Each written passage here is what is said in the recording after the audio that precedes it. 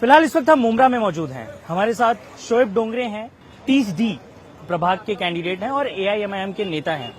शोएब, लगातार हम देख रहे हैं लोग आ रहे हैं, आपको मुबारकबाद दे रहे हैं। इस जीत के पीछे की क्या रणनीति रही? अस्सलाम वालेकुम रहमतुल्लाह बरकातहू। अल्हम्दुलिल्लाह रब्बिल आलमीन। सबसे पहले तो मैं शुक्र अदा करता हूँ मेरे अल्लाह का, जिसने इतनी बड़ी जीत से मुझे नवाजा। बहुत बड़ी जिम्मेदारी थी, अल्हम्दुलिल्लाह अल्लाह ने पार कराया। आप युवा नेता हैं, जेनजी हम एक तरह से कह सकते हैं, किन मुद्दों पर फोकस होगा? सबसे पहले तो काम जो होगा और फोकस जो होगा वो होगा नशे पे, क्योंकि जो युवा है वो नशे में मुब्तला है और शहर को खास करके जरूरत है कि युवा को सीधे रास्ते पे लाना। तो सबसे पहले काम नशे पे ही होगा। शोएब, इस चुनाव में हमने देखा बुरखे का विवाद हुआ, मुस्लिम कैंडिडेट कहीं बनेगा नहीं बनेगा मेयर, इन सभी चीजों को लेकर विवाद हुआ। बीजेपी को लेकर जिस तरीके से अवधारणा बनी, क्या लोग अब कांग्रेस, एनसीपी इन सारी पार्टियों को कहीं देख रहे हैं अल्पसंख्यक लोगों के लिए, या वो AIMIM की तरफ झुकाव कर रहे हैं? जैसे कि हम लोग जब हमने जब शुरुआत की थी तो तभी सैफ भाई जो हमारे प्रेसिडेंट भी है और जॉइंट सेक्रेटरी है, तो हमारा डिस्कशन वही हुआ था कि हमें जो है पढ़े लिखे युवाओं को साथ में लेके इलेक्शन लड़ना था। तो MM जो थी वो एजुकेटेड लोगों को लेके चलने का जो हमारी जो मंशा थी उसमें कामयाब हुई। और आप देख ही रहे जो माहौल है शहर में, हम जो है MM की टीम जो है वो एजुकेटेड और युवाओं को साथ में लेके चल रहे। तो मैं समझ रहा हूँ कि इंशाल्लाह MM अभी आगे चल के और ग्रो करेगी। बीजेपी की बी टीम कहा जाता था आप लोगों को, क्या जवाब हो? शहर ने बता दिया कि बीजेपी की बी टीम कौन है। जो दूसरी पार्टियां थी घड़ी, यही बीजेपी की बी टीम थी।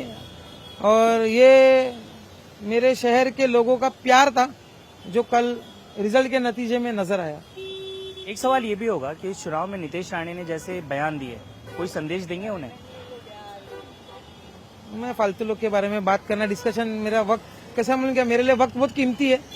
तो मैं बेफालतू की बातें, बेफालतू लोगों के बारे में बातें करके अपना वक्त खराब नहीं करना चाहता। आखिरी सवाल होगा आपसे, क्या कांग्रेस और जो बाकी पार्टियां हैं जिनको पहले से अल्पसंख्यक समुदाय को लेकर उनका झुकाव रहा उनकी तरफ, क्या अब वो कहीं एक तरह से सिमटते हुए नजर आ रहे हैं महाराष्ट्र में? आप रिजल्ट देखिए ना, सिमटते हुए नजर आ रहा है। अब ये लोग जो इतने साल पुरानी पार्टियां थी, जिस तरीके से इनको कोलैब करके चलना चाहिए था हमारी आवाम के साथ में, उस तरीके का ये लोगों ने काम नहीं किए।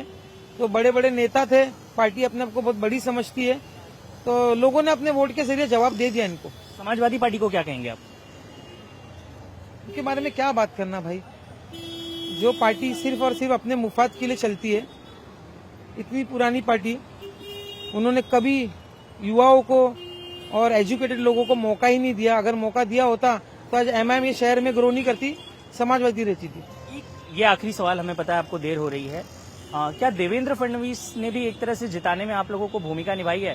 जिस तरीके से टारगेट किया, बैरिस्टर असदुद्दीन ओवैसी, वारिस पठान को लेकर मंचों से सीधे बयानबाजी हुई, क्या एक उनकी भी भूमिका है? हार और जीत मेरा अल्लाह के हाथ में।